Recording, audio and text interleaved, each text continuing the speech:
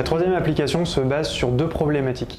La première problématique, c'est le rappel pour prendre ces médicaments au quotidien. La deuxième fonctionnalité de cette application, et la deuxième problématique, c'est de pouvoir se souvenir des symptômes qu'on a perçus pendant une période pour préparer son rendez-vous chez le neurologue pour ajuster justement cette médication. Le côté futé que les étudiants ont trouvé pendant le hackathon, c'est de pouvoir mixer ces deux fonctionnalités.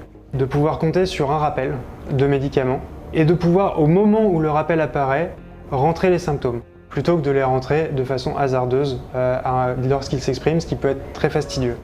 Le combo de ces deux fonctionnalités permet d'avoir un outil qui est futé et utile pour le patient, et en même temps absolument utile pour le neurologue derrière qui pourra affiner la médication du patient en vue de compenser ou soigner la maladie.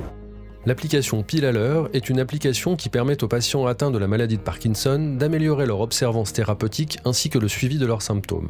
Lorsqu'on ouvre l'application, le patient peut dans un premier temps rentrer la liste de ses médicaments avec le dosage associé. Il peut ensuite définir une alarme lui permettant de penser à prendre ses différents traitements, de renseigner l'horaire, le médicament associé ainsi que le nombre de pilules.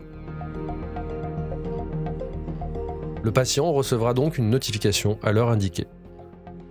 Une dernière fonctionnalité permet au patient de sélectionner dans une liste les symptômes qui ont pu apparaître entre ses prises de médicaments.